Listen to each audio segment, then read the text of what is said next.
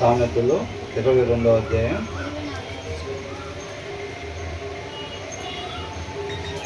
24వ వచనం నుంచి ధ్యానించుకోవాలి.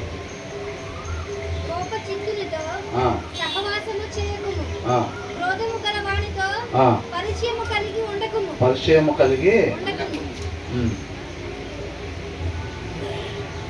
ఏం చేయాలంట?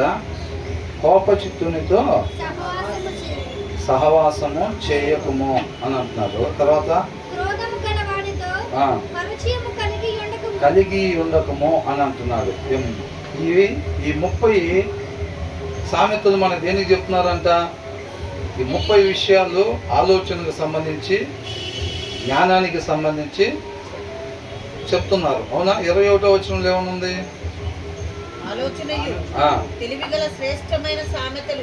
తెలివియు గల ఆలోచనయు తెలివియు గల శ్రేష్టమైన నేను నీ కొరకు రచించి 30 సేయింగ్స్ అంట మన కోసం. 30 ఎంతవరకు ఉంటాయి అంటే ఇక్కడి నుంచి మొదలుకొని 23వ అధ్యాయం 24వ అధ్యాయం చివరి వరకు ఆ 30 విషయాలు మనకి ఈ ఆలోచనకి తెలివికి సంబంధించిన విషయాలు తెలియచెప్పబడతా ఉన్నాయి అన్నమాట. కాబట్టి మనం వీటిని జాగ్రత్తగా గ్రహించుకొని ఏది ప్రాముఖ్యం, ఈ లోక సంబంధమైన ప్రాముఖ్యమా లేకపోతే జ్ఞానము ప్రాముఖ్యం అనేది తెలుసుకొని దాని ప్రకారంగా మనం ఉండేవారంగా ఉండాలి. ఈ వచనాల్లో ఏ రీతిగా ఉండమంటున్నారో ఏ రీతిగా ఉండొద్దు అని చెప్తున్నారో దాన్ని జాగ్రత్తగా గ్రహించుకొని మనం ఉండేవారంగా ఉండాలన్నమాట. ఇక్కడ ఏమంటున్నాడు? కోపచిత్తునితో సహవాసము చేయకము అని అంటున్నారు. వాళ్ళతో fellowship, do not make friends with a hot tempered person అని అంటున్నారు. అంటే కొంతమందిని చూస్తే వాళ్ళు ఎలా ఉంటారు? ఎల్లప్పుడూ కోపంగా ఉంటారు అన్నమాట. ఎప్పుడు కూడా వాక్య సారాంశం ఏం చెప్తుంది? కలహాలకి దూరంగా ఉండాలి, సమాధానాన్ని వెంటాడాలంట మనం. అవునా? అవలేదా? ఇంకా సర్దుబాట్లు అవలేదా? ఈ మాట చెప్పకుండా ముందుకెళ్తానికి లేదనుకుంటా. కాబట్టి ఏంటంట, చాలామంది ఎలా ఉంటారో వాళ్ళ ప్రవర్తన విషయంలో కోపంగా ఉంటారనమాట. ఎంతో కోపిష్ఠులుగా ఉంటారనమాట. వాక్యానుసారంగా ఉండేవాళ్ళు ఎప్పుడు కూడా శాంతి సమాధానం కలిగి ఉంటారు. అనేక మందికి మాదిరికరంగా ఉండాలి తప్ప మనం కోప్పడేవారిగాను అట్ ద సేమ్ టైము కోప్పడే వాళ్ళతో మనం ఎక్కువగా ఫెలోషిప్ కలిగి ఉండకూడదు. Do not make friends. వాళ్ళు ఏం చేయకూడదు అంట? ఫ్రెండ్స్గా మనం చేసుకోకూడదు. With hot tempered person do not associate with one easily angered అని అంటున్నారు. కొంతమందికి ఏమైందంటే చిన్న చిన్న విషయాలకే కోపం వచ్చేసింది. ప్రతిదానికి వాళ్ళు కోప్పడుతూ ఉంటారు. అది పిల్లలు కావచ్చు, భార్య కావచ్చు, భర్త కావచ్చు. కొంతమంది తల్లిదండ్రులైనా ఏం చేస్తారు? చీటికి మాటికి కోప్పడుతూ ఉంటారు. అన్ని వాళ్ళకి చక్కగా మృదువుగా మాట్లాడటమే రావట్లేదు. ఎందుకని? ఆ మృదువుగా మాట్లాడే, సమాధానంగా మాట్లాడే స్వభావం ఎందుకని రావట్లేదు వాళ్ళకి? వాళ్ళ హృదయంలో వాక్యం లేదు. అవునా? అది వాక్యమై ఉన్న దేవుడి దగ్గర నుంచి వచ్చే గుణలక్షణం అన్నమాట. ఆ లక్షణం మనలో రావాలంటే మన హృదయంలో సమృద్ధిగా దేవుని వాక్యం ఉండాలి. అలా ఉన్నట్లయితేనే చక్కగా మనం కూడా క్రీస్తు వలె మాట్లాడే వారంగా ఉంటాం తప్ప చీటికి మాటికి కోపడే వారంగా ఉండము. కాబట్టి ఆ కోపం పడేవారుగా, కోపం అంటే దేవుని చిత్తాన్ని నెరవేర్చలేదంట. అవునా? కాబట్టి మనం కోపడేవారుగా అన్నిటికీ అట్లా ఉండకూడదు. కానీ ఏం చేయాలి? సమాధానం కలిగి ఉండాలి. బాగా కోపిష్ఠులుగా ఉంటున్నారు అని అంటే అర్థం ఏంటి? వాళ్ళ హృదయంలో ఏం లేదు, సరిగ్గా వాక్యం సరిగ్గా లేదు. కాబట్టి వాళ్ళతో ఎక్కువగా అసోసియేట్ అయ్యే వారంగా మనం ఉండకూడదు అని చెప్తా ఉన్నారు. తర్వాత ఏమంటున్నారు?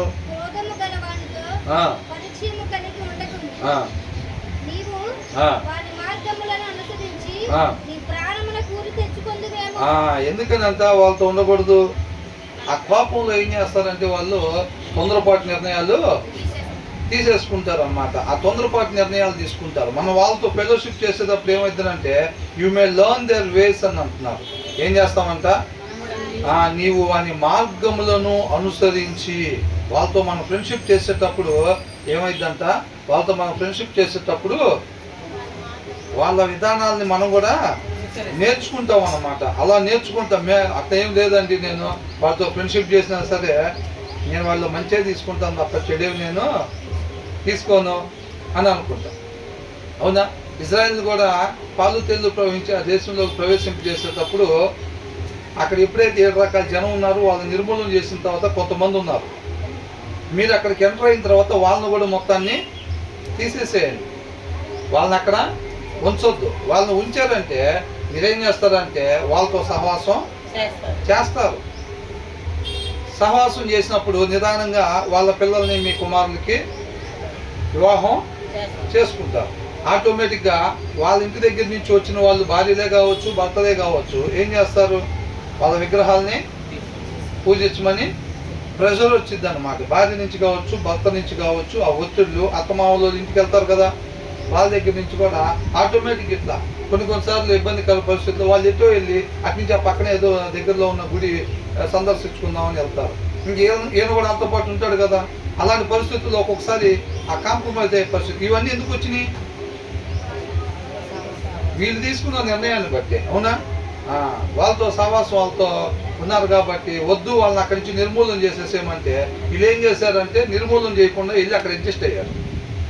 నిర్మూలన చేయకుండా వాళ్ళని అక్కడే ఉంచారన్నమాట. ఉంచినప్పుడు ఏమైందంటే తర్వాత ఆటోమేటిక్గా వీళ్ళు వివాహం వాళ్ళ పిల్లల్ని చేసుకోవటం జరిగింది. అక్కడ దేవుడికి ఎంతో కోపం తెప్పించిన వాళ్ళుగా ఉన్నారు. చక్కగా నేటి దినాన్ని మనకి ఎలా చెప్తున్నాడో దేవుడు, ముందుగానే ఇలా ఉండండి, ఒకవేళ ఉండాల్సిన రీతిగా లేకపోతే కనుక రేపు నిత్య నరకాగ్నిలోకి వెళ్ళాల్సి ఉంటుంది అని ఎలా చెప్తున్నాడు. వాళ్ళకు కూడా చెప్పి పంపించాడు. అక్కడ చెప్పి పంపిస్తే వీళ్ళైనా సరే వాళ్ళని నిర్మూలన చేయకుండా, ఇప్పుడు సౌలు ఏం చేశాడు? అమాలేకీయుల్ని మొత్తాన్ని నిర్మూలన చేయమంటే చేశాడా? చేయలేదు. అదే ఆయనకు ఉదయింది. వీళ్ళు కూడా ఏం చేశారు? అక్కడ ఉండే వాళ్ళందరూ కూడా మనిషి ఉండకూడని రీతిగా ఉంటున్నారు కాబట్టి అక్కడి నుంచి వాళ్ళని నిర్మూలన చేస్తున్నాను. అర్థమవుతుందండి?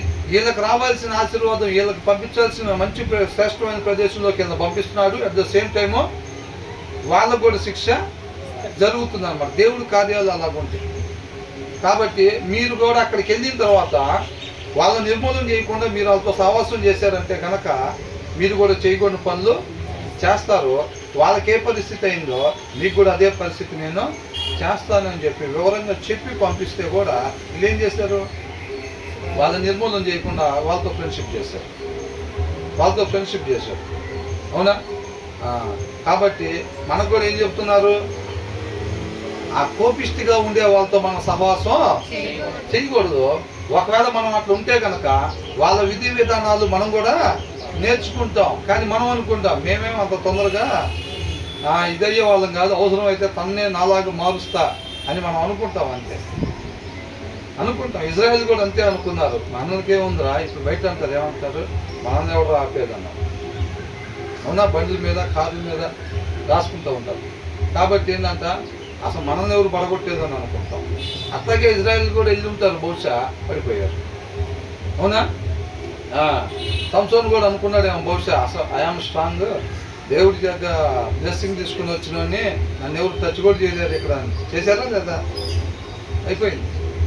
కాబట్టి ఎట్లాంటి వాళ్ళైనా సరే మన వల్ల ఏమీ అయ్యేది కాదు. దాన్ని గ్రహించుకొని జ్ఞానం కలిగిన దేవుడు ఏదైతే చెప్తున్నాడో దాని ప్రకారంగా మనం అనుసరించే వారంగా ఉండాలి. అలా కోపిష్టి వాళ్ళతో మనం ఫెలోషిప్ ఎక్కువగా మనం ఉండకూడదు అనమాట. వాళ్ళ విధి విధానాలు మనం కూడా నేర్చుకుని ఏమవుతామంట? అనుసరించి నీ ప్రాణమునకు అదేమైందంట? వాళ్ళ విధి విధానాలు మనం కూడా నేర్చుకున్న తర్వాత మనం కూడా ఎట్లవుతాం?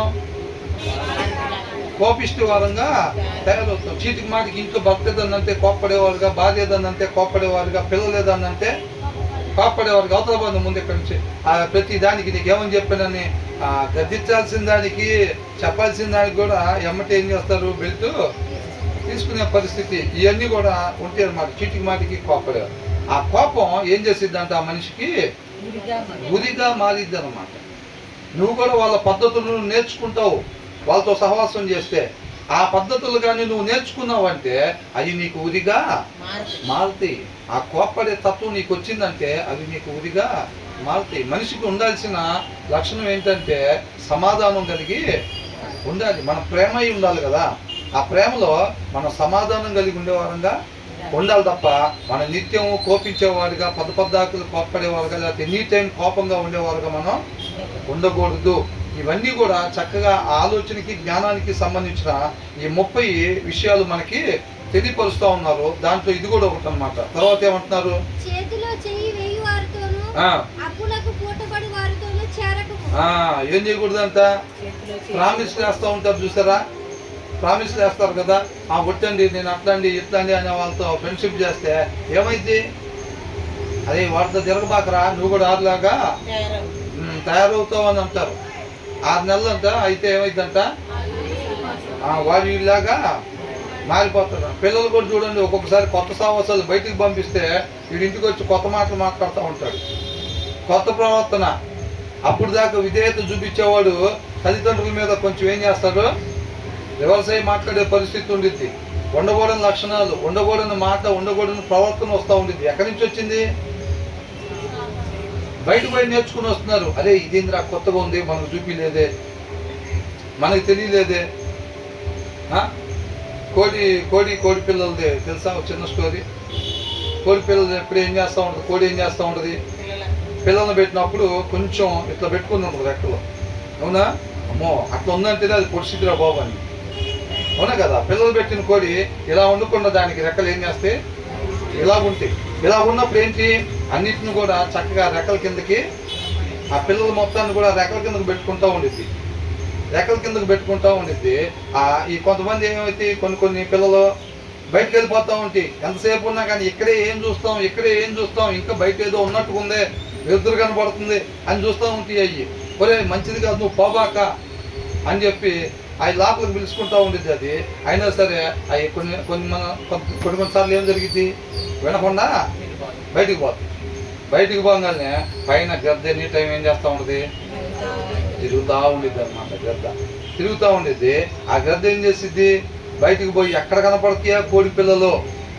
అవునా, తల్లిదండ్రులు కాపలా లేకుండా ఎక్కడెక్కడ ఉంటారని చెప్పి చూస్తూ ఉంటాడు. పిల్లలకైనా అంతే, ఎరా చెడ్డ మాటలు ఆ కుటుంబంలోకి నడిపించాలి, చెడ్డ ప్రవర్తన ఆ కుటుంబంలోకి నడిపించాలని అంటే ఆ భర్త దొరుకుతాడా, భార్య దొరుకుతుందా, లేకపోతే పిల్లలు దొరుకుతారా అని చెప్పి అపవాది ఎదురు చూస్తూ ఉంటాడు. ఆ కుటుంబంలో చీకటి పంపించాలని చెప్పి. అర్థమవుతుందండి. ఎప్పుడైతే పిల్లల్ని కొన్నిసార్లు పంపించుకునే ప్రదేశాలకు మనం పంపించినప్పుడు ఏమవుతుందంటే అక్కడ అటాక్ చేసే పరిస్థితి ఉండిద్ది అనమాట. అవి పిల్లలు ఆ మాటలు ఆ ప్రవర్తన తీసుకొని ఇంట్లోకి వచ్చేస్తూ ఉంటారు. కాబట్టి జాగ్రత్తగా ఆ కోడి ఎలాగైతే కాసుకుంటూ ఉండేదో పిల్లలను కూడా మనం అలాగా కాసుకుంటూ ఉండాలి. ఏం లేదు, వాళ్ళకి ఏదో చూడాలనిపిస్తూ ఉండేది, ఏదో ఉందనిపించింది. పిల్లలు కూడా గమనించండి, వాళ్ళు భలే ఆడుకుంటున్నారు డాడీ, వాళ్ళు 4 గంటలు ఆడుకున్నారు, నువ్వు గంట సేపు పంపించావని అంటారు. వాళ్ళు అటు అటు ఆడుకొని అటు కాలువకి వెళ్తారు ఈత నేర్చుకోవటానికి. అవునా, అసలు వాళ్ళు నిన్న స్విమ్మింగ్కి వెళ్ళారండి, డాడీ మళ్ళీ ఎంజాయ్ చేశారంట. వాళ్ళు ఇవాళ క్రికెట్ ఆడుకోవటానికి వెళ్తే చెప్పారు, నువ్వు క్రికెట్ ఆడుకొని పిలిచేసావు ఇంటికి. వాళ్ళు స్విమ్మింగ్కి వెళ్ళారంట, సూపర్గా ఎంజాయ్ చేశారంట. వాళ్ళు మాట్లాడుకుంటుంటే విన్నా నేను. అరే నువ్వు కూడా రావాల్సిందిరా, అదిరిపోయిందిరా అని చెప్పాడు అది అని అంటాడు. అయినా నువ్వు అసలు వెళ్ళొద్దు, అది మంచిది కాదు, అక్కడ కాదు స్విమ్మింగ్ నేర్చుకునేది, అక్కడ ఎంత లోతుందో తెలియదు ఒక్కొక్క చోట, అది ఇదని చెప్పినా కానీ. అయితే మా డాడీకి ఇష్టం లేదనమాట అక్కడికి వెళ్తాం, కాకి వీళ్ళు సూపర్గా ఎంజాయ్ చేసామంటున్నారు. మా డాడీకి చెప్పకుండా వెళ్ళి రావాలి, అడిగితే క్రికెటే ఆడుకొని వచ్చానని చెప్పాలి. ఇలాంటివన్నీ వస్తాయి అన్నమాట పిల్లలు. మనం ఎంతమంది వింటున్నామండి, పిల్లలు కాలువలకని వెళ్ళి 2 కొట్టుకుపోయారు, 3 కొట్టుకుపోయారు, 4 కొట్టుకుపోయారు అని వింటున్నామా లేదా? కాబట్టి వీళ్ళు కూడా ఏం చేస్తారు, ఆ కోడి పిల్ల కూడా పొద్దుగూకులు మమ్మీ ఇటే లాగిద్ది, పొద్దుగూకులు డాడీ అడిపోవద్దు ఇటుపోవద్దు అని అంటారండి. ఆ కోడి పిల్ల ఏం చేసిద్ది, ఒక్కోసారి బయటకు వెళ్ళంగానే ఆ గద్ద ఏం చేసిద్ది, అమాంతంగా వచ్చి స్పీడ్గా వచ్చేసి పట్టుకొని, సెక్యూరిటీ లేకపోతే అంతే కదా, పట్టుకొని వెళ్ళిపోతూ ఉంటుంది. కాళ్ళతో పట్టుకొని వెళ్ళిపోతుంటే ఆ కోడి పిల్ల అనుకునేది, అబ్బా అసలు ఇంత ఉందా లోకం, మా మమ్మీ ఎప్పుడు చూపించదు, ఆ కొద్దిగే చూపించింది మా మమ్మీ. అసలు ఎవరో తెలియదు, ఎవరి మమ్మీయో తెలియదు, కానీ ఎంత బాగా మంచి మంచి ప్రదేశాలన్నీ నాకు చూపెడుతుంది, ఇన్ని మిస్ అయ్యానా రోజు అని అనుకునేది. తీరా ఎక్కడికి తీసుకెళ్ళింది, శుభ్రంగా ఒక కొండ మీదకి తీసుకొని వెళ్ళి మంచి డైనింగ్ టేబుల్ లాంటి రాయి ఒకటి చూసుకొని దాని మీద పెట్టి ఆ 2 కళ్ళు పొడిచిద్ది. ఫస్ట్ ఆ మమ్మీ, మంచి మమ్మీ ఏం చేసింది అంట, 2 కళ్ళు పొడిచిద్ది, కళ్ళు కనపడకుండా. తర్వాత నొప్పి మాత్రమే తెలుస్తూ ఉండేది ఇంకా. అవునా, అంటే అది మేలా కీడా? కీడు అనమాట. అంటే ఏమైంది, ఆ వలలో పడిపోతాం. మనం ఏమనిపించిందంట, ఆ కోపిస్ట్ వాళ్ళతో మనం ఫ్రెండ్షిప్ చేసేటప్పుడు వాళ్ళ విధి విధానాలు మనం నేర్చుకుంటాం అన్నమాట. దేవుడు ఏదైతే చెప్తున్నాడో, ఏది చెయ్యొద్దు, ఏది చెయ్యమని చెప్తున్నాడో అదే చెయ్యాలి. అవునా? వద్దు అన్నది మనం ఎప్పుడు చేయకూడదు అన్నమాట. అది కొత్తగానే ఉండిద్ది, మనకి కొత్తగా ఉంటుంది. అపవాది పెట్టేది ఎట్లా ఉంటుంది? డల్లుగా ఉండిద్దా? దగదగ మెరిసిపోతూ ఉంటుంది. ఎప్పుడైనా ఒకరిని అట్రాక్ట్ చేయాలని అంటే ఎట్లా ఉండాలి? ఆశ్చర్య కట్టుకుని వెళ్తామా? పాత డ్రెస్ వేసుకుని వెళ్తారా? పెళ్లి కూతురుందండి అమ్మా అని అనగానే చినిగిపోయి నైట్ చేసుకుని తెస్తారా? ఎట్లా తెస్తారు? ఉన్న వాటిలో కొత్త డ్రెస్సు, ఇంక మెరుపులు, అవన్నీ ఆభరణాలు అన్నీ ఉంటాయి. పెళ్లి కొడుకు కూడా ఇంకేం లేదు, అప్పటికప్పుడే షాప్ దగ్గర కొనుక్కొని అవసరమైతే ట్రైన్ రూమ్ నుంచి ఇదే వచ్చే పరిస్థితి ఉండిద్ది. అవునా కదా? అట్లాగా వస్తారనమాట. కాబట్టి ఏది చేయమంటున్నారు అదే మనం చేసే వారంగా ఉండాలి. కానీ వద్దన్న దాని జోలి మనం పోకూడదు. వాడు సూపర్గా ఎంజాయ్ చేస్తున్నాడు అసలు, లోకం అంతే ఉంటుంది, అట్రాక్టివ్గా ఉండిద్ది అన్నమాట. కానీ దాని వెనకాల ఏముండిద్ది అంట? మరణం దాగి ఉండిద్ది. ఆ విషయాన్ని మనం గ్రహించుకోవాలన్నమాట. విశ్వాసపు నేత్రాలతో మనం ముందుకు సాగే వారంగా ఉండాలి. కాబట్టి అది ఏమైందనంట, ఆ కోపం మనం నేర్చుకుంటే ఏమైందంట, అది మనకి ఉరిగా మారిద్ది అని అంటున్నారు. All may learn their ways and get yourself ensnared అంటున్నారు. ఆ వలలో మనం ఇరుక్కుపోయే వాళ్ళంగా ఉంటాము. కాబట్టి మనం ఏం చేయాలి? కోపంగా మనం ఉండకూడదు, అలాంటి వారితో మనం సహవాసం చేయకూడదు అని అంటున్నారు. చక్కగా మన వాక్యానుసారంగా ఉంటే మనల్ని చూసి అనేక మంది మార్పు చెందేవారుగా ఉండాలన్నమాట. సమాధానాన్ని కలిగి ఉండేవారు అందరూ ఉండాలి. ఆ మంచి మాదిరిని మనం కనపరచాలన్నమాట. అవునా? చక్కగా మన ఆఫీస్లో ఉంటున్నా కానీ, ఇంటి దగ్గర ఉంటున్నా కానీ, ఎక్కడున్నా కానీ ఒక ట్రూ క్రిస్టియన్ లాగా మనం ఉండాలి. మన చుట్టూ అనేక మంది అందరూ క్రైస్తవులే ఉంటారు. అక్కడ అట్లాగేం ఉండదు, అందరు లోకస్తులే ఉంటారు కంపల్సరీగా. దేవుడు మనం ఒక దగ్గరికి పంపిస్తున్నాడంటే కంపల్సరీగా అక్కడ లోకస్తులే ఉంటారు. వారి మధ్యలో మనం క్రైస్తవ్యంగా జీవించాలి, క్రైస్తవులుగా జీవించాలన్నమాట. అది మనకి ఉరిగా మారిద్ది. మనకు స్టార్టింగ్లో తెలియదు, అది తర్వాత ఉరిగా మారిద్ది అన్నమాట. ఒక ముందుండే మార్గం అంట వాడికి ఎట్లా ఉండిద్దంట, అది సరైనదిగా ఉండిద్దంట. కాకపోతే దాని ముగింపు ఎలా ఉండిద్దంట, మరణానికి దారి తీసింది. అర్థమవుతుందండి?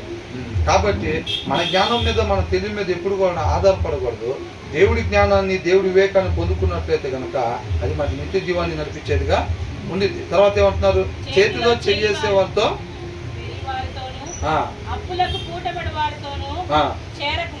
కాబట్టి చేతిలో చెయ్యేసి ప్రమాణాలు చేసేవారితో, అవునా, అట్లాంటి వాళ్ళతో మనం ఉండకూడదు. అట్ ద సేమ్ టైం ఇంకేంటంట, అప్పులకి ఎవరికో లోన్ కావాలి, వాళ్ళు ఏం చేస్తాడు? షూరిటీ సైన్ వీళ్ళు పెడతారు అనమాట. మనం అంత ముందు కూడా ధ్యానించుకున్నాం కదా, అలాగే సెక్యూరిటీలు, షూరిటీలు మనం ఉండకూడదు. అలా ఉంటే కనుక మనం నష్టపోయే వారంగా ఉంటాం అన్నమాట. కాబట్టి మనం దేవుడి జ్ఞానం కలిగి మనం ఉండాలి. ఇవన్నీ కూడా తెలియాలి. ఎవరితో ఉండాలి, ఎంత సమయం ఉండాలి ఆ ప్రదేశంలో. ఇప్పుడు ఎవరో ఫ్రెండ్స్ దగ్గరికి వెళ్ళామో, ఆ ఫ్రెండ్స్ దగ్గరికి వెళ్ళామా, లేకపోతే ఏదన్నా వేరే కుటుంబస్తుల దగ్గరికి వెళ్ళామా, ఎంత సమయం ఉండాలి, ఏం మాట్లాడాలి, ఎలా ప్రవర్తించాలి, ఇవన్నీ కూడా ఆ దేవుడి జ్ఞానము, వివేకం ఉంటేనే సాధ్యపడింది. ఒక మనిషి ఉండాల్సిన రీతిగా మాత్రమే ఉండాలి అని అంటే ఆ దేవుడి జ్ఞానం వల్ల మాత్రమే సాధ్యపడిద్ది తప్ప మనం వాక్యం చదవకుండా దేవుడి జ్ఞానం లేకుండా మనం ఏమనుకుంటామంటే వాళ్ళ ఇంటికి వెళ్ళేటప్పుడు కొంత సమయం మాత్రమే ఉండొద్దాం అని అనుకుంటాం. అక్కడికి వెళ్ళి ఎంతసేపు కూర్చుంటాం? చాలాసేపు కూర్చుంటాం. ఏది పడితే అది మాట్లాడకూడదు అక్కడికి వెళ్ళిన తర్వాత అని అనుకుంటాం. కానీ వెళ్ళొచ్చిన తర్వాత మనం ఒక్కసారి అక్కడికి వెళ్ళి ఏమేమి మాట్లాడేమని చూస్తే ఒక్కటి పనికి వచ్చేది ఉండదు. అనిపించిందా ఎప్పుడైనా? ఒక్కొక్కసారి అక్కడికి వెళ్ళి కొంత టైం స్పెండ్ చేసి వద్దాం అని అనుకుంటాం. అక్కడికి వెళ్ళి వచ్చిన తర్వాత ఒక గంటన్నర లేకపోతే ఒక 2 గంటలు కూర్చొని వస్తే అక్కడికి వెళ్ళి ఏం మాట్లాడుకుని వచ్చామని అసలు ఏముండదు.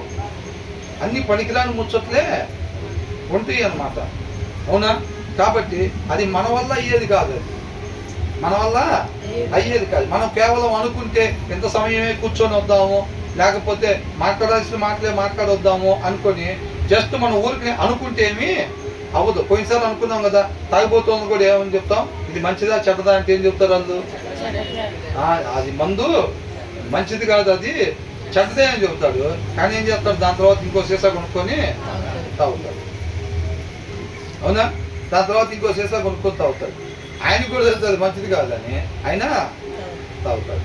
అంటే దాన్ని బట్టి ఏమర్థం అవుతుంది, మనం అనుకున్నంత మాత్రాన మన తెలివి ప్రకారం ఏమి మనం చేయలేము. దేవుడి జ్ఞానం, దేవుడి వివేకం ఉంటేనే మనం ఉండాల్సిన రీతికి మాత్రమే మనం ఉండేవారంగా ఉంటాము. కాబట్టి ఇలాగ ఒట్లు వేసే వాళ్ళతో మనం సహవాసం చేయకూడదు. అట్ ద సేమ్ టైం మనం ఇలా సెక్యూరిటీలు ఉంటారు కదా, షూరిటీలు సెక్యూరిటీలు ఉండే వాళ్ళతో కూడా మనం సహవాసం చేయకూడదు. వాళ్ళతో ఫెలోషిప్ చేయకూడదు అంటే మనం అసలు ఆ విషయాలు అట్లాంటి పనులు మనం చేయకూడదు అనమాట. అర్థమవుతుందండి? ఎందుకని తర్వాత కిందే ఉంది, చెల్లించుటకు నీ యొద్ద ఏమీయూ లేకపోగా వాడు నీ క్రింద నుండి నీ పరువు తీసుకొని పోనేలా. ఏంటంట, నీ పరుపు తీసుకొని పోనేలా అని అంటున్నాడు. If you can't pay it, ఏమైంది, ఇప్పుడు షూరిటీ సైన్ చేస్తాం, అది అది బాగా స్నేహితుడు వాడేమని చెప్తాడు, వచ్చి వాడేమని చెప్తాడు, రే నాకు చాలామంది స్నేహితులు ఉన్నారులే కానీ నువ్వే నా ప్రాణ స్నేహితుడు రా, అందుకే ఎవరు నడకుండా నిన్నే అడుగుతున్నాను, వచ్చి కొద్దిగా అర్జెంటుగా లోన్ తీసుకోవాలిరా, వాళ్ళు అంటున్నారు ఎవరన్నా షూరిటీ సైన్ అంటున్నారు, మా బాబాయ్ ఉన్నాడు, మా రక్త సంబంధికులు చాలామంది ఉన్నారులే కానీ వాళ్ళందరినీ కాదు, నాకెందుకు నువ్వే గుర్తొచ్చావురా అని అంటారు. ఆ మాటలకే చెప్పేది, నాకెందుకు నువ్వే గుర్తొచ్చావురా, అందుకని మా బాబాయ్ని మా పెద్దమ్మని పెదనాన్న కూడా వదిలిపెట్టి నేను నీ దగ్గరికే వచ్చేసాను ఇంకా. కాబట్టి చిన్న సంతకం ఒకటి చెయ్యాలిరా, ఏం లేదు లోన్ పెట్టడం 10 సంవత్సరాలు పెడతానులే కానీ ఏదైనా ఒక సంవత్సరంలో దాన్ని క్లియర్ చేసేస్తాను, మనకు వచ్చే డబ్బులు ఉన్నాయి, అవునా అని చెప్పగానే వాడు ఇంతమందిని కాదనుకొని నా కోసం అని వచ్చాడంట, కాబట్టి నేను దాన్ని ప్రూవ్ చేసుకోవాలని చెప్పి ఏం చేస్తారు వీళ్ళు, ఆ సంతకం పెడతారు. అవునా? సంతకం పెట్టినప్పుడు ఏమైంది, ఎప్పుడైతే వాక్యానుసారం ఉండకుండా పక్కన అడిగేసామో ఏం జరిగింది, నష్టమే, ఖచ్చితంగా 100% నష్టమే జరిగింది. అవునా? కాబట్టి జాగ్రత్తగా గమనించుకోవాలి. మనం అనుకుంటాం ఒక్కొక్క వాక్యాన్ని తీసుకుని వెళ్ళి ఇంకొక దగ్గర ముడేసేస్తూ ఉంటాం, ముడేయకుండా ప్లేస్లో దాన్ని తీసుకుని వెళ్ళి అప్లై చేసేస్తూ ఉంటాం ఆ వచ్చినాన్ని. కాబట్టి సహోదర ప్రేమ చూపించమన్నారు, ఇందువల్ల నీ పొరుగు వారిని ప్రేమించమన్నారు. మనం పెట్టకపోతే క్రైస్తవులు ఇంకెవరు పెడతారు సంతకాలు అని చెప్పి వీళ్ళు పోయి ఏం చేస్తారు, సంతకాలు ఎక్కడ వచ్చినా తీసుకుని వెళ్ళి ఎక్కడ పెట్టాడు. అవునా? సౌలు ఏమంటున్నాడు, నీకోసం బలించడానికే దాచిపెట్టిన వాటిని అంటాను. దేవుడు నిర్మూలన చేయమంటే నువ్వు బలించడానికి దాచిపెట్టేది ఏంటి? అవునా? దేవుడు ఏం చెప్తున్నాడు ఇక్కడ, నువ్వు అలాంటి షూరిటీ సంతకాలు అయ్యి నువ్వు చెయ్యొద్దు అని అంటున్నాడు. ఎక్కడో చెప్పిన దాన్ని ఆ సారాన్ని తీసుకొచ్చి దేనికి ముడేశారు, ఎక్కడ ముడేసి క్రైస్తవులు మనం కాకపోతే ఎవరు పెడతాం సంతకాలు, మనం ఎట్లాంటి విషయాల్లోనే ప్రేమ చూపించాలని చెప్పి వీళ్ళు సంతకం పెడతారు. ఆ వ్యాపారం తేడా పడిద్ది. అది తేడా పడంగానే ఆయన ఏమంటే జంప్ అవుతాడు. ఏమవుతాడు ఆయన, జంప్ అవుతాడు. ఆయన ఏనేం చేస్తాడు, శుభ్రంగా డ్యూటీకి వెళ్ళి వస్తూ ఉంటాడు, జీబీ వేసుకొని వీళ్ళ ఇంటికి వస్తారు. వస్తారా?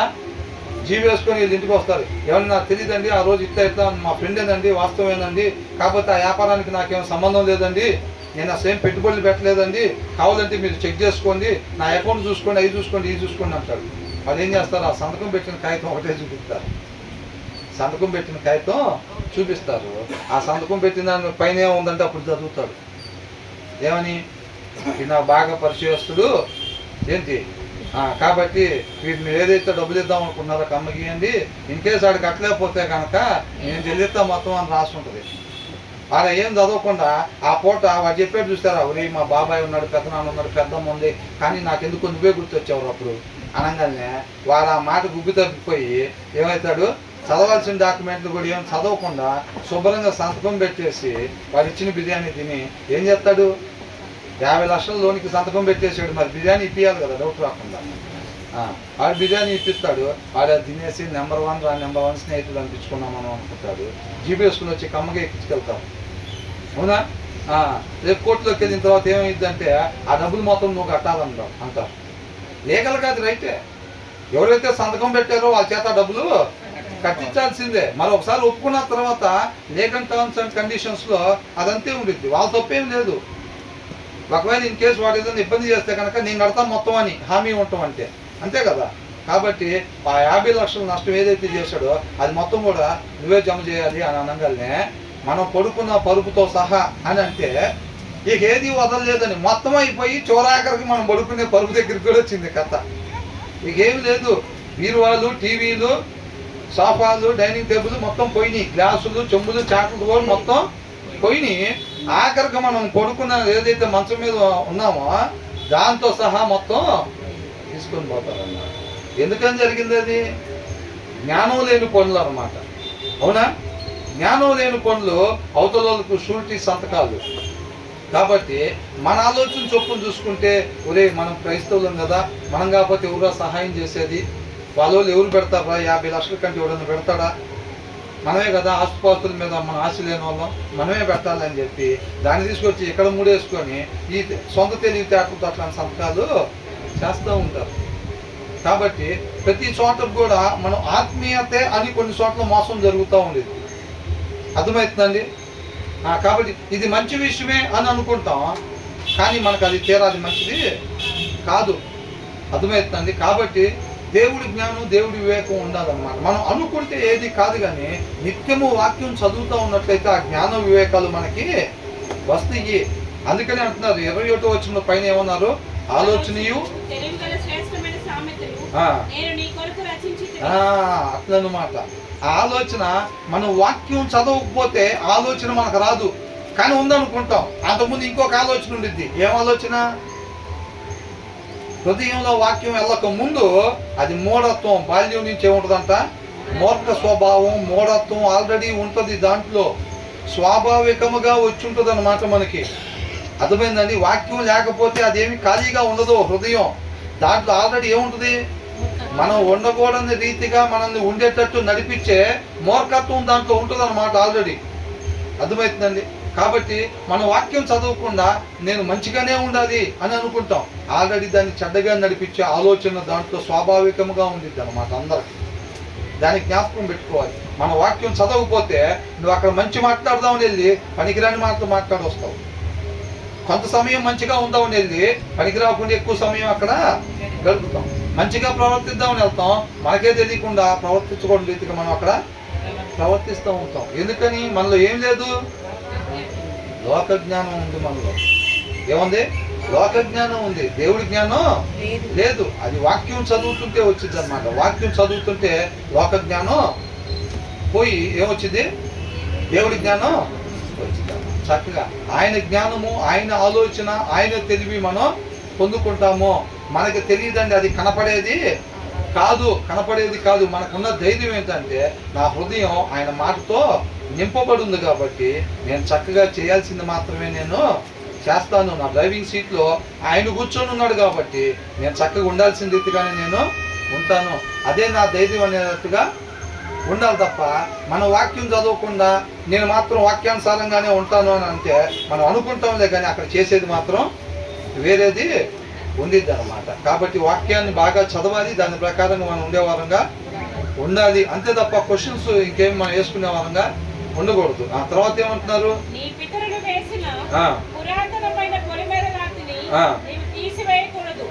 తీసివేయకూడదు అంటే ఇక్కడ ఇంకొకటి చెప్తున్నారు చూడండి. మన పితరులు వేసినంత పురాతనమైన పొలిమేర రాయండి. బౌండరీ అంటే మనకు హద్దులు వేస్తారు కదా, అది పొలానికి కావచ్చు, స్థలానికి కావచ్చు, దేనికైనా కానీ హద్దులు వేస్తారు కదండి. మనం ఆ హద్దు రాయిని ఎందుకు జరుపుతాం? దోచుకోవటానికి, అన్యాయం చేయటానికి, అవతలని మోసం చేయటానికి. మనం బాగుండాలి, వాళ్ళు పాడైపోవాలి అన్న ఉద్దేశం, లోక స్వభావం అన్నమాట. ఎవరు జరుపుతారు అట్లాంటి? దేవుడి జ్ఞానం లేని వాళ్ళు. అవునా? ఆ మూర్ఖత్వం, అంతకు ముందున్న స్వాభావికంగా వచ్చిన మూర్ఖత్వం ఉన్న వాళ్ళు, దేవుని వాక్యం లేని వాళ్ళు ఏం చేస్తారంట? ఆ రాయిని పక్కకి జరుపుతారు. ఇప్పుడు ఈ చివరున్న రాయి అటు జరిపి ఆ చివరున్న రాయి కూడా కొద్దిగా జరిపామనుకోండి, ఎంత స్థలం కలిసి వచ్చింది మధ్యలో. అవునా? అట్లాగనమాట ఎదుటి వాళ్ళకి అన్యాయం చేయటానికి. హృదయంలో వాక్యం లేని వాళ్ళు చేసే పనులు అనమాట. వాళ్ళు క్రైస్తవులే ఉండొచ్చు కాక, ఎంతమంది బయట దారుణాలు చేస్తూ ఉంటారండి క్రైస్తవులు అని చెప్పుకుంటా కూడా. అవునా? మోసాలు చేస్తూ ఉంటారు. వాళ్ళందరూ ఎవరంటే ఆదివారం ఆరాధనకు పోతారు, కంపల్సరీగా వెళ్తారు. చర్చికాలు ఎవరు వెళ్ళినా వెళ్ళకపోయినా ఈ తప్పులు చేసే వాళ్ళు కంపల్సరీగా వెళ్తారు. ఎందుకని? దేవుడు దాన్ని బట్టి ఈ చూసి చూడనట్టుకుంటారని. ఈ వారం మొత్తం చేసి అవినీతి ఉంటుంది చూసారా, వాటిని చూసి చూడనట్టుకుంటాడని చెప్పి ఏం చేస్తారు, ఆదివారం చర్చికి మాత్రం వెళ్తారు. దేనికి? ఆ హృదయానికి భద్రంగా తలుపులు వేసుకొని తాళం వేసి ఒక్క మాట కూడా అక్కడ చెప్పబడే మాట ఒక్కటి కూడా హృదయంలోకి పోకుండా అన్ని రకాలుగా దానికి సెక్యూరిటీ చేసి అప్పుడు చర్చికి వెళ్తారు. అప్పుడు చర్చికి వెళ్తారు. అర్థమవుతుందండి? ఆ సారాంశం ఏమి వాళ్ళు తీసుకోరు. వాళ్ళు ఏ ఉద్దేశంతో వెళ్ళారు అక్కడికి? అద్దం దగ్గరికి, వాక్యం అనే అద్దం దగ్గరికి ఏ ఉద్దేశంతో వెళ్ళారు? నేను అక్కడికి వెళ్తే ఇక్కడున్న అన్యాయం మొత్తం కూడా దేవుడు చూడకుండా ఉంటాడన్న దురుద్దేశంతో చర్చికి వెళ్ళారు వాళ్ళు. అవునా? బయట వాళ్ళు నేను భక్తులు కాదనుకుంటారేమో అని చెప్పి చర్చికి వెళ్తాం. మనం ఏ ఉద్దేశంతో వస్తున్నాం ఇక్కడికి?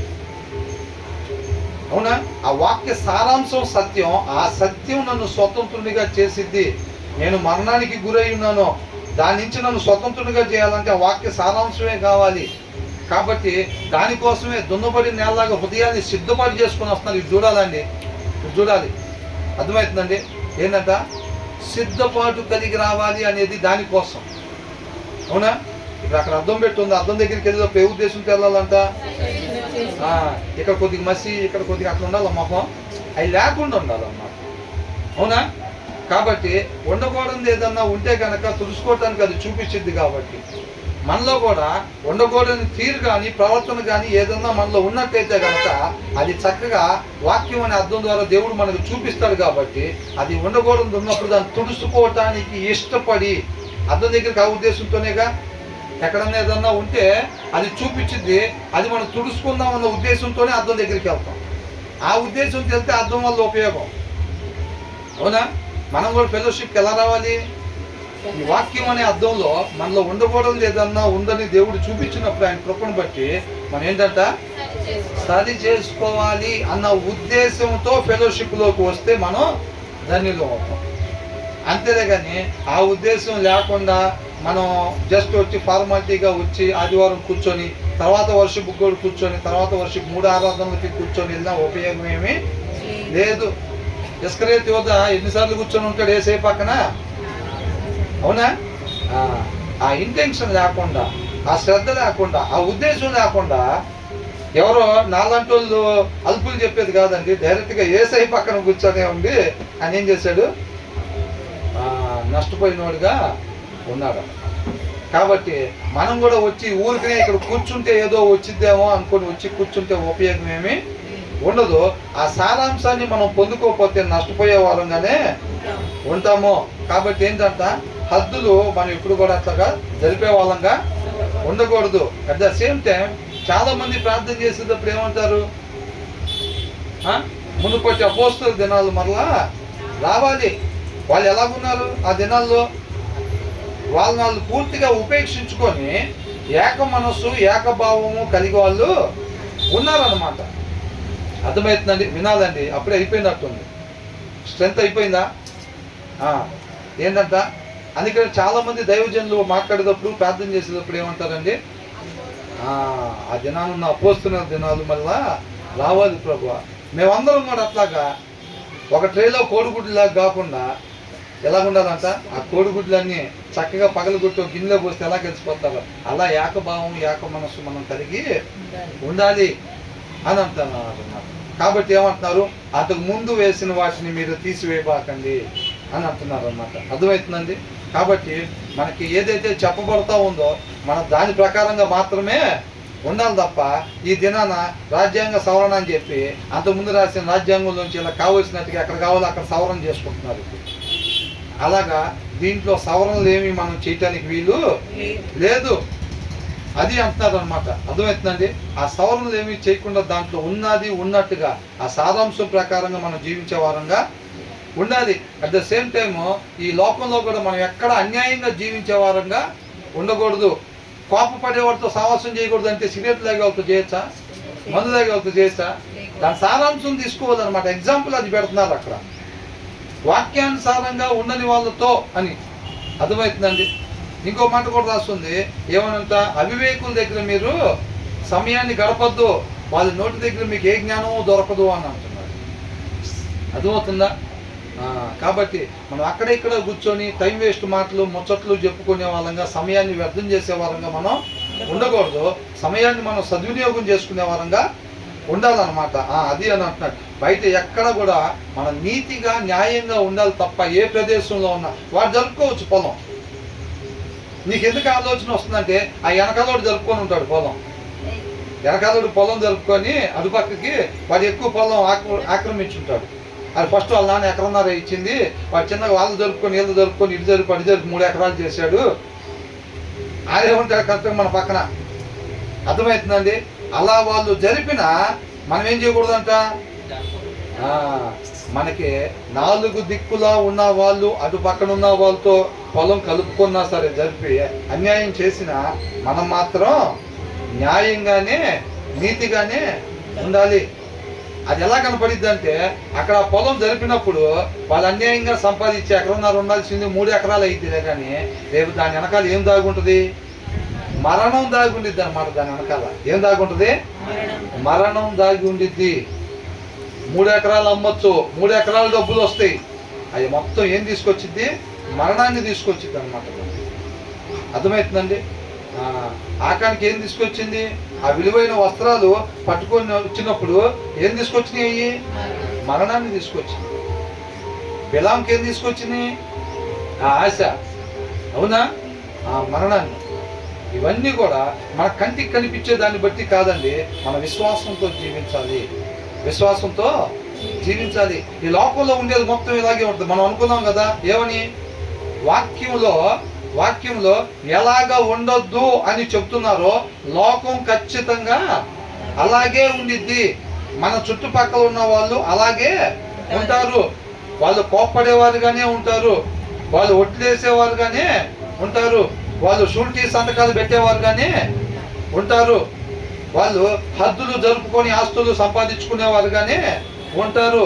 మన చుట్టూ ఇలాగే ఉంటారులే కానీ మనం మాత్రం కోప్పడేవారంగా మనం ఉండకూడదు, ఒట్లేసేవారంగా ఉండకూడదు, షూరిటీ సంతకాలు పెట్టేవారంగా ఉండకూడదు. ఈ అన్యాయంగా మిగతా వాళ్ళది దోపిడీ చేసుకొని సంపాదించాలనే ఆలోచనలు ఉండకూడదు. అర్థమవుతుందండి? వాక్యం అలాగే చెప్పిద్దిలే. ఆ దినాల్లో రాసిన వాక్యం కదా ఇది, అందుకని అలాగుంది. ఇప్పుడంతా అప్డేటెడ్, మనం కొన్ని సవరణలో చేసుకోవచ్చు. అది ఇది ఆ దినానోళ్ళకి రాశాడా దేవుడు? ఆ దినానోళ్ళకి రాశాడా? ఈ దినానోళ్ళకి కూడా రాశాడా? ఈ దినానోళ్ళ కోసం కూడా రాశాడు. ఆయన నిన్న నేడు ఏకరీతిగా ఉంటాడు. ఆయన నిత్య సజీవుడు అన్నమాట. అర్థమవుతుందండి?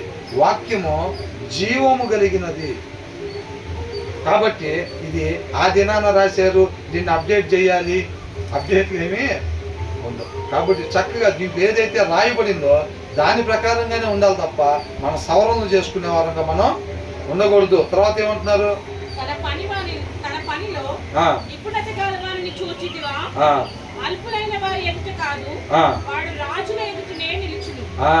ఎక్కడుంటాడంట? తన పనిలో నిపుణత గల వాణ్ణి చూచితివా అని అంటున్నాడు. ఎక్కడుంటాడంటే స్కిల్డ్, టాలెంటెడ్. కొన్ని పనుల్లో వాళ్ళు ఎలాగుంటారు? టాలెంటెడ్ ఉంటారు చాలా. అర్థమవుతుందండి? దేవుడు కూడా కొన్ని ప్రదేశాల్లో ఆ మందిరం నిర్మించాలన్నా లేకపోతే ఆ బలిపీఠం కట్టాలన్నా కొంతమంది స్కిల్డ్ పర్సన్ని దేవుడు సెలెక్ట్ చేసుకున్నాడు. అవునా కదా? ఫలానా ఆయనకి దీనికి సంబంధించిన జ్ఞానం తెలివి నేను ఇచ్చాను, నువ్వు ఆయన తీసుకొచ్చుకో, శుభ్రంగా ఆయన కట్టి పెడతాడు. ఆయన ఏ వస్తువుని ఎట్లాగా చెక్కాలి, ఏ ఉల్లిని ఎలాగ వాడాలి, ఇవన్నీ కూడా ఆయనకి బాగా తెలుసు అని అంటారు. కాబట్టి ఆ స్కిల్ ఎలాగొచ్చింది చెప్పండి? దేవుడిస్తేనే వచ్చింది. ఇప్పుడు దానియేలు కూడా తీసుకుని వచ్చి అక్కడ పెట్టుకున్నాడు. ఆయన దగ్గర ఉన్న వాళ్ళందరికన్నా అంత దానియేలు జ్ఞానవంతుడిగా ఉన్నాడు. అర్థమవుతుందండి? కాబట్టి దానియేలు కూడా చెప్తున్నాడు, ఆ రాజు కూడా చెప్తున్నాడు, ఆ దేవుడు ఇంతమందిలో నీకే ఇచ్చాడు అని అంటున్నాడు. దానియేలు కూడా చెప్తున్నాడు, నా గొప్పతనం ఏమీ లేదు, ఆయన మాట్లాడేది అటువైపు చూడండి అని అంటున్నాడు. ఆయన తీసుకొని వచ్చి మెయిన్ రైట్ హ్యాండ్గా పెట్టుకున్నాడు రాజు. అవునా? ఇక్కడ ఏమంటున్నారంటే ఈ వచనంలో శ్రద్ధ కలిగి ఉండాలి. అండర్లైన్ వర్డ్ అది, శ్రద్ధ. శ్రద్ధ లేకుండా కొంతమంది చూస్తే కొన్ని పనుల్లో సీనియారిటీ ఉండేదిలే కానీ వాళ్ళు శ్రద్ధ ఉండదు, మనసు పెట్టి పనిచేయరు. నేను పని ఒప్పుకున్నాను, నాకు నెలకి జీతం రావాలి, ఆ జీతం వస్తేనే నాకు ఇంట్లో బియ్యం కూరగాయలు ఇవన్నీ వస్తాయి కాబట్టి వాళ్ళు దాన్ని దృష్టిలో పెట్టుకొని 30 రోజులు గడపడానికి చూసుకుంటూ ఉంటారు. 30 రోజులు ఎప్పుడు గడుపుతామా, ఎప్పుడు జీతం వచ్చిద్దా, ఈ నెల అయిపోయింది, మళ్ళీ వచ్చే నెల కూడా 30 రోజులు ఎప్పుడు గడుపుతామా, ఎప్పుడు అయిపోతాయా, మళ్ళీ జీతం వచ్చిద్దా, అట్లా దాని ప్రకారంగా చూస్తే వాళ్ళ సీనియారిటీ చూస్తే 12 సంవత్సరాలు ఉంటుంది. కాకపోతే వాళ్ళు స్కిల్డ్గా ప్రమోషన్స్ మాత్రం ఉండవు, వాళ్ళకి ప్రమోషన్స్ ఉండవు. ఎందుకని? శ్రద్ధ లేదు. అర్థమవుతుందండి? శ్రద్ధ లేకపోతే వాళ్ళు ఇక్కడ ఒక పదం వాడారు, ఏమని? నిపుణత అని. ఆ నిపుణత ఎలా వచ్చింది? శ్రద్ధ కలిగి చేసేటప్పుడు, శ్రద్ధ కలిగి ఆ పని చేసేటప్పుడు వచ్చింది. కొంతమంది జాయిన్ అవుతారు, 3 సంవత్సరాల్లో బ్రహ్మాండంగా 3 గంటల్లో చేసేస్తూ ఉంటారు ఆ పని. 3 సంవత్సరాల్లో వాళ్ళు శ్రద్ధ పెట్టి పని చేసే వాళ్ళు 3 గంటల్లో ఆ పని ముగించేటట్టుగా చేస్తున్నారు అనమాట. ఈయన చూస్తేనేమో 12 సంవత్సరాల ఎక్స్పీరియన్స్ ఉంది, అదే పని ఈయనకి ఇప్పిస్తే 1.5 రోజు చేస్తున్నాడు. ఎంత? 1.5 రోజు. 1.5 రోజు పడుతుంది ఈయన జీవితానికి. ఎక్స్పీరియన్స్ చూస్తేనేమో 12 సంవత్సరాలు ఉంది, ఆయన జాయిన్ అయ్యి చూస్తేనేమో 3 సంవత్సరాలే అవుతుంది. అంతకుముందు ఆయనకి ఎక్కడ ఎక్స్పీరియన్స్ కూడా ఆయనకి ఉండదు. కానీ 3 సంవత్సరాల్లో ఆయనకి ఇచ్చిన పని ఈయనకి ఇస్తే ఎన్ని గంటల్లో పూర్తి చేస్తున్నాడంట? 3 గంటల్లో పూర్తి చేస్తున్నాడు చక్కగా. ప్రమోషన్ ఎవరికి ఇస్తారు? 1.5 రోజు చేసే వాళ్ళ వల్ల కంపెనీకి లాభం ఉండిద్దా, ఈయన వల్ల వచ్చిద్దా? ఈయన వల్ల లాభం వచ్చింది కాబట్టి ప్రమోషన్ ఈయనకి ఇస్తారు. ఇట్లాంటి వాళ్ళు లీడర్షిప్ చేస్తే ఈయన కింద ఉండే 15 మందిని లేదా ఈయన కింద ఉండే 50 మందిని కూడా ఈయన ఆయనకి లాగా తయారు చేస్తాడన్నమాట. అవునా? ఒక లీడర్ ఏం చేస్తాడంటే ఆ లీడరు ఆ ప్లేస్కి వెళ్తే ఎంత రిజల్ట్ తీసుకురాగలుగుతాడో తన మీటింగ్స్ పెట్టి అందరినీ కూడా ఆ లీడర్ లాగా తయారు చేస్తాడు. ఆ యొక్క పర్సన్స్ ఆ యొక్క ప్లేస్కి వెళ్ళినప్పుడు ఈ లీడర్ వెళ్ళినట్టే ఉండిద్ది అనమాట. అలా తయారు చేసుకుంటాడు ఆ 15 మందిని, ఆ 50 మందిని అలా తయారు చేస్తాడు, స్కిల్డ్ పర్సన్స్గా తయారు చేస్తాడు అనమాట. అర్థమవుతుందండి? కాబట్టి ఇప్పుడు అదే 15 మందిని ఈయన కింద ఇచ్చారు అనుకోండి, ప్రమోషన్ ఆయనకి ఇవ్వకుండా ఈయనకి ఇస్తే ఈయన ఏం చేస్తాడు? వాళ్ళకు కూడా చక్కగా 30 రోజులు గడిపి జీతం ఎట్లా తీసుకోవాలో నేర్పుతాడు నీట్గా. అవునా కదా? జాగ్రత్త కూర్చోండి, సైలెంట్గా ఉండాలి, వర్క్ చూడాలి, 1.5 ఉంది ఇంకా అంటాడు. ఏంటంట? ఇంకా 1.5 ఉంది, 1.5 పని చూడండి అని. 1.5 అయిపోతే వెళ్ళిపోతాం ఈ ఉదాహరణలో, 1.5 టైం ఉంది ఇంకా పని చూడండి అని అంటారు. అర్థమవుతుందండి? ఈయనేం చేస్తాడు? రోజులు ఎలా గడపాలి, సీనియారిటీ ఎలా సంపాదించుకోవాలి, ఆ శ్రద్ధ పెట్టకుండా నిలబడి ఒక్కోసారి మాటలు కూడా పడాల్సి వచ్చింది. మాటలు పడినా ఎలా దులుపుకొని సీనియారిటీ పెంచుకుంటా మన ఇల్లు ఎట్లా గడపాలో నేర్పుతాడు వాళ్ళకి. అంతేలే కానీ ఆ శ్రద్ధ కలిగి ఉండే తత్వం నేర్పుతాడా? నేర్పడు. కాబట్టి ఇదేం చూపిస్తుందంటే శ్రద్ధ కలిగి ఉండాలి. ఎక్కడ కలిగినా మనం పని చేసే దగ్గర కావచ్చు, లేకపోతే స్పిరిచువాలిటీలో కావచ్చు, మనం మెలకువ కలిగి శ్రద్ధ కలిగి ఉండే వారంగా మనం ఉండాలి. శ్రద్ధ లేకుండా కొంతమంది వస్తూ ఉంటారు, ఎప్పటి నుంచో ఫెలోషిప్కి వస్తూ ఉంటారు. వాళ్ళ దగ్గర వాక్య సారాంశం దొరకదు, వాళ్ళ జీవితంలో అది కనపడదు. ఎందుకని? సీనియారిటీ సంపాదించుకుంటున్నారులే కానీ శ్రద్ధను వాళ్ళు వహించట్లేదు. ఆ ఇంటెన్షన్ లేదు, ఆ సారాంశం నన్ను బతికించింది, దాన్ని గ్రాప్ చేసుకోవాలి, నేను దానికోసం వచ్చాను నేను ఇక్కడికి, ఆ సారాంశం కోసం ఆకలి కొనే తత్వం వాళ్ళ దగ్గర లేదు. నేను క్రైస్తవుని, అక్కడికి వెళ్ళాలి, చర్చికి వెళ్తే నిత్య జీవం వచ్చిద్దంతా, అందుకనే చర్చికి వచ్చా. నిత్య జీవం ఎలా వచ్చింది? చర్చికి వచ్చిన ప్రతి ఒక్కరికి వచ్చిద్దా? రాదు. వాక్య సారాంశం సత్యం, ఆ సత్యం మనం స్వతంత్రం చేసింది. ఆ సారాంశం కోసం ఎవరైతే ఆకలి కొని నుండి వస్తారో ఇక్కడ భోజనం పెడతారు. ఇక్కడ అవునా? ఏ భోజనం? గార్లి ఇడ్లీ భోజనమా లేకపోతే ఏ భోజనం?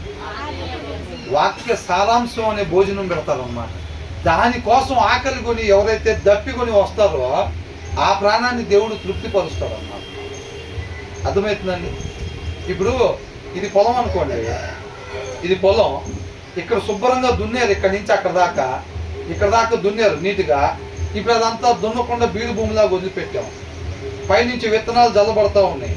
విత్తనాలు జల్లబడతా ఉంటే ఇది మొత్తం పొలమే. పంట ఎంతవరకు వచ్చింది? ఆ దున్నబడిన నేల దగ్గర మాత్రం చక్కగా పంట వచ్చింది. మిగతా బీడు భూమి ఏమైంది? అక్కడ విత్తనాలు వేసిన ఉపయోగం లేదు. ఎందుకని? నేల సిద్ధపాటు కలిగి లేదు. వచ్చిన వాళ్ళు ఆసక్తి శ్రద్ధ కలిగి లేరు. ఆ సారాంశం కొరకు ఆకలి లేదు. చర్చి నిండిపోయింది. వాక్య సారాంశం అని ఆహారం పెట్టడానికి దేవుడు సిద్ధపాటు అయి వచ్చాడు. అవునా? ఆత్మీయ ఆహారం పెట్టడానికి వచ్చాడు. ఏ ప్రాణం అయితే దుప్పి నీటి వాగుల కొరకు ఆశపడినట్టుగా ఆయన సారాంశం కొరకు ఆశపడి ఉంటారో, అదిగో అక్కడ ఇవ్వు, ఆ హృదయంలో ఇవ్వు, అదిగో ఆ హృదయంలో చూడు ఎంత దప్పిగా ఉన్నారు, అక్కడ ఇవ్వు అని అంటారు. అలా వడ్డిస్తారన్నమాట. ఇక్కడ సమృద్ధిగానే ఉంది. ఆశపడే ప్రాణాన్ని ఆయన తృప్తిపరుస్తాడు. ఆ వాక్య సారాంశం పట్ల ఆకలి లేకుండా వచ్చి ఆదివారం కదా అని కూర్చుంటే ఉపయోగం ఏమీ లేదు. మనల్ని స్వతంత్రులుగా చేసే ఆ వాక్య సారాంశం అనే ఆహారం కోసం ఏం చేయాలంట? ఇప్పుడు చెప్పబడేది ఇది మొత్తం కూడా లైన్గా శ్రద్ధ కలిగి వింటా వస్తేనే నా వెనకాలే వస్తారు. కొద్దిగా ఏదమర్చున్న దారి మళ్ళీపోతారు. ఇక్కడే ఉంటారు కానీ ఎక్కడో ఉంటుంది, ఎంతసేపు ఉన్నట్టు. అర్థమవుతుందండి? ఆ వాక్య సారాంశం అనే దానికోసం ఆ ఆకలి కొనే తత్వం, ఆ దప్పి కొనే తత్వం మనలో లేకపోతే మనం ఫెలోషిప్లో ఉన్న తృప్తిపరచబడము, స్వతంత్రులము కాము, ఆ మరణంలోనే ఉంటాము. అలాంటి ఆకలి ఉంటున్నారా? అలాంటి ఆకలి లేకుండా మనం మార్నింగ్ ఫెలోషిప్కి వెళ్ళినా, మధ్యాహ్నం యూత్ మీటింగ్కి వెళ్ళినా, అట్ ద సేమ్ టైం మనం పిల్లల దానికి సండే స్కూల్కి వెళ్ళినా సరే ఆకలి లేకుండా వెళ్తే ఉపయోగం లేదు. ఆ వాక్య సారాంశం నన్ను స్వతంత్రుని చేసిద్ది, ఈ మరణం నుంచి తండ్రి దగ్గరికి చేర్చిద్ది. కాబట్టి నాకు ఆ సారాంశం కావాలి. సాయంత్రం పెళ్ళి ఉంది, 7 గంటలకి భోజనాలు ఉన్నాయి అని అంటే ఏం చేస్తాం? ఇప్పటి నుంచే సిద్ధపాటు ఉంది. ఏంటంట? సాయంత్రం భోజనాలు ఉన్నాయి. 4ంటికి ఎవరన్నా ఏమన్నా పెడితే, 4ంటికి ఎవరన్నా సమోసాలు ఇచ్చారు అనుకోండి, ఏమైంది? ఆ విషయం బయటికి చెప్పండి. కానీ కాకపోతే ఏమంటాం? ఆకలిగా లేదు అంటాం. ఆకలిగా ఉంది, కాకపోతే అప్పటికి దాచిపెట్టాం. ఆకలిని అప్పటికి దాచిపెట్టాం అన్నమాట. అర్థమవుతుందా? ఆయన బేషన్ తీసుకొని వస్తాడు కదా, అక్కడ ఆకలి ఎలా ఉంటుంది? బేషన్ తీసుకొని వడ్డించుకుంటూ వస్తాడు చూసారా, ఆ బేషన్ మొత్తం తినాలి. ఏందంట? ప్లేట్లోది కాదు, కుదిరితే ఆ బేషన్లోది మొత్తం తినాలి అనేటట్టుగా సిద్ధపాటు అయి ఉంటాం. ఎలా ఉంటుంది సిద్ధపాటు? వేసింది ఫస్ట్ గబగబా తినేసి మళ్ళీ అమ్మటే ఆయన్ని పిలిచి ఆయన ఇట్నుంచి అటు పోయే లోపలేనంట. ఆయన ఏం చేయాలంట? బాబు కొద్దిగా రైస్ అని చెప్పి మళ్ళీ పిలిచి మళ్ళీ తినేసి ఆయన మళ్ళీ అట్లా వెళ్ళి ఇంకోసారి బేషన్ తెచ్చే లోపలే మళ్ళీ వేయించుకొని అట్లా జనం లెగిసే లోపలే ఎంత తినగలిగితే అంత తినాలనే సిద్ధపాటు అక్కడ ఉండింది. ఎక్కడ? దీనిదే ఉందిలే, మరణం తర్వాత అంటే ఉపయోగపడేది. ఇప్పుడేమీ ఉపయోగం లేదు. అదైతే అసలు ఇప్పుడు తినగానే మంచం ఏమని పిలిచిద్దంట? రారా అని, నీ కాఫీ పరిమళం నన్ను రారా అని పిలుస్తుంది అన్నట్టుగా. అసలు ఇదైతే ఇక్కడ తినగానే ఇన్స్టెంట్గా అట్లా పడేసిద్ది మంచం మీద. అర్థమవుతుందండి? అలా పడేసిద్ది అంట. కాబట్టి దానికోసం కొంతకాలం ఉండిపోయే దీనికోసం రేపు ఈ పురుగులు తినే ఈ శరీరం అంతా మేపడానికి ఏం చేస్తాం? సిద్ధపాటు అయి ఉంటాం. సాయంత్రం భోజనాలు అని చెప్పారంటే మాత్రం, దాని ముందు రోజు చెప్పారంటే అప్పటి నుంచే లైట్ ఫుడ్ ఉండేది. వ్యవహారం అంతా ఇడ్లీలు దోశలే తింటూ ఉంటాం, హెవీ ఫుడ్ ఏం పడదు. సాయంత్రం వాళ్ళ ఇంట్లో ప్రార్థన అంటే పొద్దున మన ఇంట్లో లైట్ ఫుడ్డే ఉండేది. ఉండిద్దా ఉండదా? అవసరమైతే లేకుండా కూడా ఉండిద్ది. ఏంటి? సాయంత్రం పలానా వాళ్ళ ఇంట్లో ప్రార్థన అంటే మధ్యాహ్నం భోజనం లైట్ ఉండిద్ది, లేకపోతే అసలు ఏం వండుకోకుండా ఉండే పరిస్థితి ఉండిద్ది. ఎందుకని? సాయంత్రం భోజనాలు సిద్ధపాటు. మరి ఇక్కడ వాక్య సారాంశం కోసం సిద్ధపాటు, అది చెప్తున్నారు. అవునా?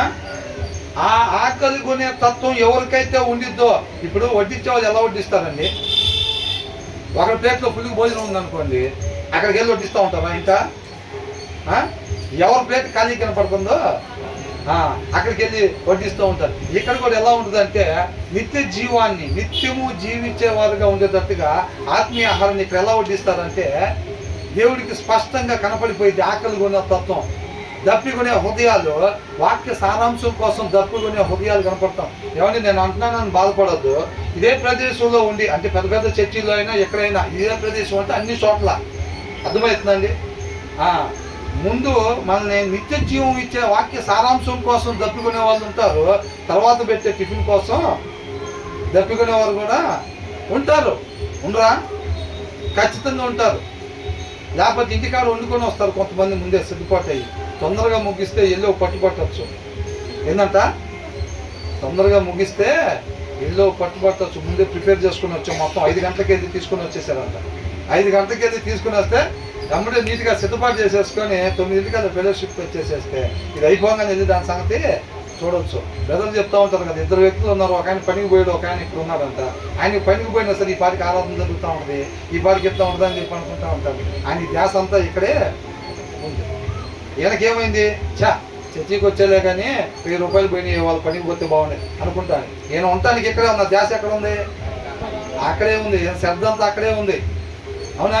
కొంతమందికి రావటం ఎక్కడికి వస్తారు, అంతా ఎక్కడ ఉంటుంది శ్రద్ధ అంతా? అవునా? ఆ కోతి గుండెకాయ చెట్టుకాడ వదిలిపెట్టి వచ్చినట్టుగా మన వాళ్ళు శ్రద్ధ అంతా వండుకున్న కూర దగ్గర వదిలిపెట్టి వస్తారు, ఆ దేశాలకి కాపలా పెట్టి వస్తారు.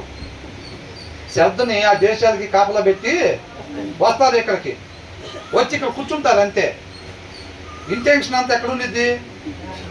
ఈ బాడికల్లి 40% వేడి తగ్గిపోయి ఉంది, మళ్ళీ వేడి పెట్టుకోవాలనుకుంటా, అది అనుకుంటా, ఇది అనుకుంటా అని అనుకుంటూ ఉంటారు. అవునా? ఇక ఇంటికి వెళ్ళిపోగానే గబగబా వదిలిపెట్టగానే స్పీడ్గా వెళ్ళిపోతారు ఇంటికి. వెళ్ళిపోయి దాని సంగతి తెలిసిందాక మనకి. అందుకనే చూడండి, క్రైస్తవులు ఎక్కడైనా సరే ఎక్కువ శాతం, అందరు కాదండి, సాయంత్రం 4-5 తర్వాతే బయట కనపడతారు మళ్ళీ. ఎందుకని? ఇంటికి వెళ్ళి దాన్ని పట్టుబట్టిన తర్వాత మంచాలు ఎక్కేస్తారు కదా, మంచాలు ఎక్కేసి ఒక పుణుకి తీసిన తర్వాత నిదానంగా 4 గంటల బయటికి వచ్చే పరిస్థితి అని అంటాడు ఇక్కడ కూడా. కాబట్టి నేనేమంటున్నానంటే, దీని లోపల వచ్చాం అమ్మయ్య, ఇప్పుడు ఒకవేళ రాకడ వస్తే యాజ్ ఇట్ ఈజ్ గట్టి ఎత్తపడతామేమో అంటే అట్లాగేమీ ఎత్తపడరు. అక్కడ ఆటోమేటిక్గా వాక్యం జలబడతా ఉండేది కాబట్టి అందరూ తల మీద పడిద్దామో అంటే అట్లాగేమీ పడదు. అర్థమవుతుందండి? ఆ దప్పికొన్న తత్వం, ఆ వాక్య సారాంశం కోసం దాని ప్రాముఖ్యత ఎవరైతే తెలుసుకొని దానికోసం ఆకలిగా ఉంటారో వాళ్ళు మాత్రమే తృప్తిపరచబడతారు. ఎవరంట? వాళ్ళు మాత్రమే దేవుడికి స్పష్టంగా అంతరంగం కనపడతా ఉండిద్ది. అవునా? అక్కడ వడ్డించండి అని అంటాడు, అక్కడ వడ్డిస్తారనమాట. ఆ ప్రాణం తృప్తిపరచబడిద్ది అనమాట. అర్థమవుతుందండి? ఆ హృదయం బయటికి వెళ్ళినప్పుడు ఆయన చిత్తానుసారంగా నడిచింది. కాబట్టి మనం ఏం చేయాలంట? ఊరికినే ఫార్మాలిటీగా వచ్చి ఇక్కడ కూర్చున్నామా అనేది కాదు, కానీ శ్రద్ధ వహించాలి. శ్రద్ధ పెట్టి చెవి యొగ్గి నా మాటలు ఆలకించుము అని అంటారు. చెవి యొగ్గి అంటే ఏంటి? ఇప్పుడు దాకా ఇటు తిరుగున్న వాళ్ళ తర్వాత ఇటు తిరిగి ఉండాలా కొంతమంది ఏంటి అని అంటారు కదా, అట్లా కాదండి. ఆ చెప్పిన దాన్ని చేసేటట్టుగా ఆ శ్రద్ధ, ఆ జాగ్రత్త, ఆ చెప్పబడే దాని యొక్క ప్రాముఖ్యతను గ్రహించుకొని, అర్థమవుతుందండి? దాని ప్రాముఖ్యతను గ్రహించుకొని మనం దాని ప్రకారంగా శ్రద్ధ కలిగి ఉండేవారంగా ఉండాలి. అందుకని ఇక్కడ ఏమంటున్నారంట, తన పనిలో చూచితివా, రాజుల ఎదుటనే నిల్చు. అంత టాలెంటెడ్ ఉన్న దానియేలుని ఎక్కడ పెట్టుకుంటాడు రాజు? ఈయనకి ఎక్కడో దగ్గర ఒక క్వార్టర్స్ ఇవ్వండి అంటాడా? ఈయన నాతో పాటే ఉండాలి ఎనీ టైం. ఏంటంట? అసలు నెబుకద్నెజర్ దగ్గర ఉండే జ్ఞానులు అంటే మామూలు వాళ్ళు కాదు. ఇప్పుడు ఎలన్ మస్క్ కంపెనీలో అంత సామాన్యులు ఉంటారా? ప్రపంచంలో టాప్ మోస్ట్ వాళ్ళు ఉంటారు అక్కడ. అర్థమవుతుందండి? ఆ కంపెనీలో రావాలి పోస్ట్ అంటే ఎవరికి పడితే వాళ్ళకి రాదు. వాళ్ళు ప్రపంచం మొత్తాన్ని జల్లిదేస్తూ ఉంటారు. వాళ్ళ సెలక్షన్ అలా ఉండిద్ది అనమాట. ఫలానా యూనివర్సిటీలో సీట్ రావాలి అని అంటే ఇంత పర్సంటేజ్ ఉండాలంటారు. ఓవరాల్ స్టేట్ మొత్తం, ఓవరాల్ కంట్రీ మొత్తం పెడతారు ఆ ఎగ్జామ్స్. ఆ జల్లిడేయటం అనమాట ఎగ్జామ్స్ అంటే. అర్థమవుతుందండి? ఆ జల్లిడేసిన దాంట్లో 99.5% అబోవ్ ఉన్నవాళ్ళు, అంటే ఆ దేశం మొత్తం జల్లిడేస్తే టాలెంటెడ్ అనమాట వాళ్ళు. దాంట్లో వాళ్ళని ఆ యూనివర్సిటీలోకి ఇస్తారు. ఆ యూనివర్సిటీలో వీళ్ళు జల్లిడేస్తారు మళ్ళీ. అర్థమవుతుందండి? అలా జల్లిడేసి అలాగా అన్ని యూనివర్సిటీల్లో వీళ్ళు జల్లిడేస్తే వచ్చిన వాళ్ళని వీళ్ళు ఆ కంపెనీలో తీసుకుంటారు. అంటే ప్రపంచవ్యాప్తంగా జల్లిడేస్తారు అన్నమాట. వీళ్ళు జల్లిడేసి మోస్ట్ టాలెంటెడ్ ఉన్న వాళ్ళని ఆ కంపెనీలో పెడతారన్నమాట. అర్థమవుతుందండి. మరి ఇప్పుడు వీళ్ళు కూడా అంత శ్రద్ధ కలిగిన వాళ్ళు ఎక్కడ ఉంటారంట? అల్పులు ఎదుట, సామాన్యులు ఎదుట కాదంట, రాజులు ఎదుటనే వాళ్ళు ఉంటారు. ఆ దినాల్లో కౌలు కానీ మోస్ట్ టాలెంటెడ్ రాజుకి కుడి పక్కన ఎడమ పక్కనే వాళ్ళని పెట్టుకుంటారన్నమాట. అర్థమవుతుందండి. కాబట్టి శ్రద్ధ కలిగి ఉండాలి. రేపు రాజులకు రాజు పక్కన మనం కూడా ఉండాలి అని అంటే ఏముండాలంట? ఇష్టం లేకుండా డ్యూటీ చేసినట్టుగా సాయంత్రం 6 ఎప్పుడైతే వెళ్ళిపోదాం, 5 ఎప్పుడైతే వెళ్ళిపోదాం అని డ్యూటీలో సీనియారిటీ పెరిగిద్దిలే కానీ సారాంశం ఉండదు. మనం కూడా అలాగా సీనియర్ విశ్వాసులు అనిపించుకునే వాళ్ళం కాకుండా సారాంశం కలిగిన వాక్య సారాంశం కలిగిన విశ్వాసులంగా మనం ఉండాలి.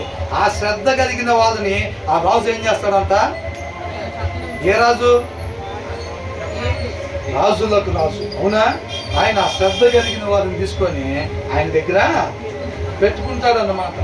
శ్రద్ధ లేకుండా క్రైస్తవుడైనా సరే, 3 ఆరాధనలకు వెళ్ళినా సరే, అవునా, క్రమం తప్పకుండా వచ్చినా సరే, వాక్య సారాంశం కోసం ఆకలి లేకుండా ఫెలోషిప్ వస్తే ఉపయోగమేమీ లేదు.